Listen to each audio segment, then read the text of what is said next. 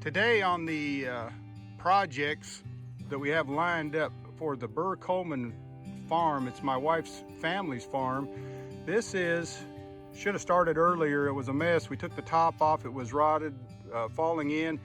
To the right, you see, it was a walnut tree. We cut that down last year. It had some branches, it's trying to regrow, but you could see in the back side of this spring house, we'll get a video on the inside, how it's pushed the wall in of the cinder blocks. And what I'm thinking we need to do is dig all the dirt out on this right hand side, then the back side, cut the roots that are growing into the side of this thing. Down below you can see where the water's seeping. It's either through a crack or underneath. We're going to dig all of this out right here to get the water to flow out so we can clean out the inside. Up here, of course, the dogs are here helping. That's the pump that we use that pushes it up to the house. Now, it hasn't been used in a number of years. We've got city water now. After the spring house, we had a well drilled and it was over 200 feet. Problem with it, rotten eggs. So then we went with city water, but thinking it'd be nice to have, and we've got the time to do it, to rejuvenate the spring house. I've got Vicky with me, and I'm gonna have her just tell a little bit of history as she was a little girl here on the farm, more about it. So my great-grandparents actually would come down here and they would use buckets and they would scoop out the water and take it to the house. And then in 1972, I think, or 1970, my mom and dad moved down, and they actually, I don't know when they built the spring house, but they ran water from the spring house to my great-grandparents' house and to their house as well. My mom had the water tested when she was doing dialysis on my dad, and the purity of the water is excellent. So you can see in that back corner there, the way that all the dirt up against the side of this is just crumbling the blocks. So somehow we've got to dig all this dirt out, try to figure out how to shore up all the cracks. If we can't get the cracks to come back together, at least fill them back with some hydraulic cement or something. And stay tuned. We'll see what else we can get done, see if we can get this rejuvenated and put it back into use. Thanks for watching.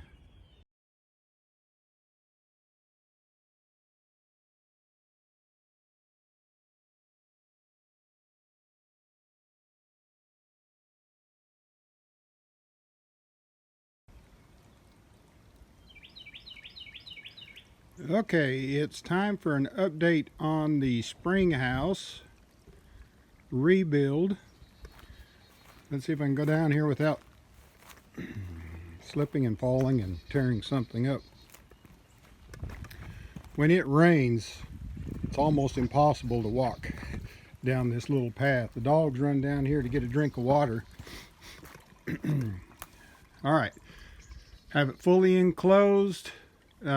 Boards are painted on the inside, the plywood. We've just got back with some more paint to paint the outside, just this side and the other side. On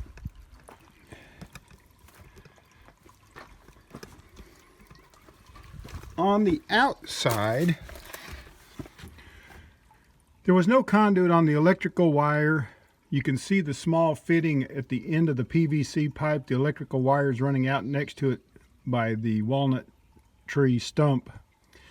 And I drilled a hole in the side of the spring house so it runs downhill, so rain or anything won't come through that pipe and run inside.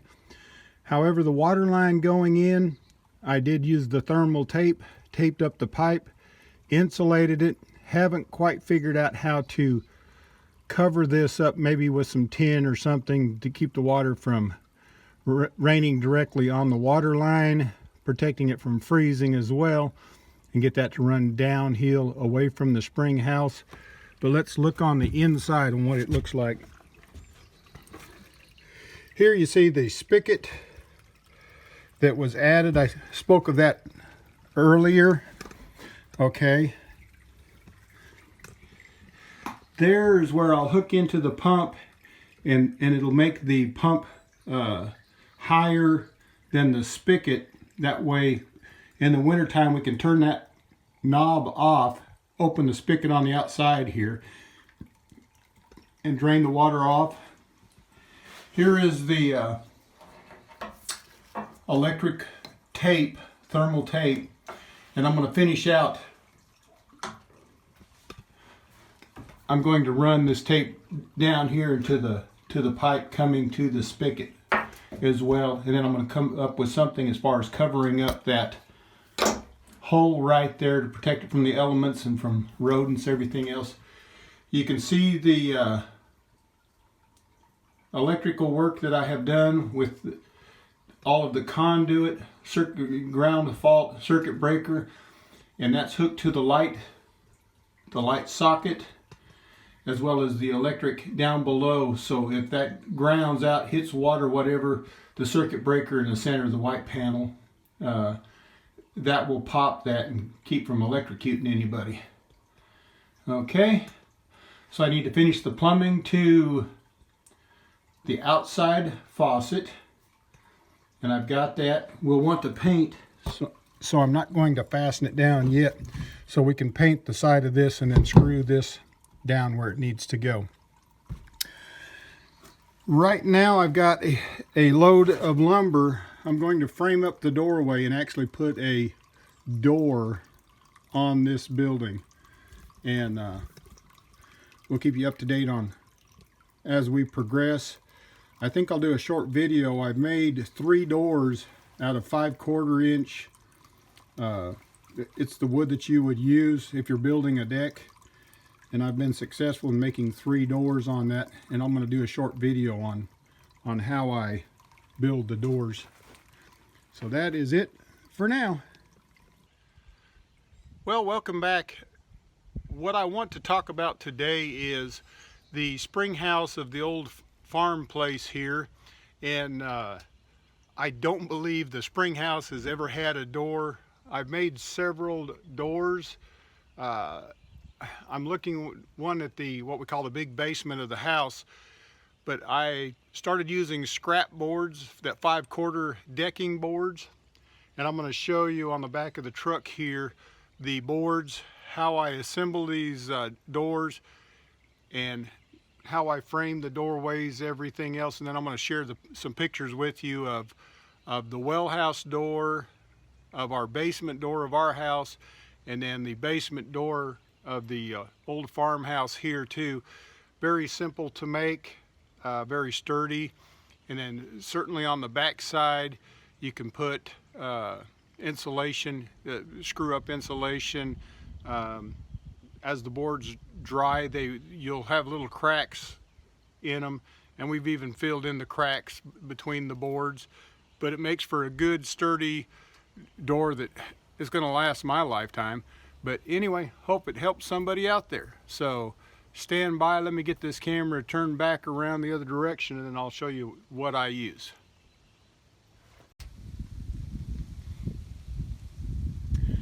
Okay, on the back of the truck, we've got the 5/4 inch decking boards. That's 5.5 inches wide. Take that into consideration in making doors. I use these pipe clamps as I clamp the wood tight together as I screw it together. And our deck on the back of the house, there's some 3, I guess Vicky said there's 3 boards that are bad on that, so we got plenty of this decking to fix that problem. And yes, right now it's through COVID-19. We're at home building, fixing, painting, enough to do here on the farm that it's keeping us busy. But I will pause, get everything untied, take some measurements, go through that with you on what we need to do for framing up of the spring house, where I just did a previous video talking about the completion of the inside of it, and then finally taking and putting a door on this thing to make it more easily accessible. When I first met Vicki, we got here, and looking at the spring house, the top was rotten and falling in, but the top of the cinder blocks was all the higher the wall was. In other words, you had to duck down and crawl inside of the spring house to do any work on it. And I always thought it would be nice just to open a door and everything is within arm's reach. There's water on the inside and the outside. Of course, it's wearing your rubber boots anytime you had to fool with the spring house, but it's good to see the spring house coming back to life, and brings back a lot of history of this old farm place. But let's get started.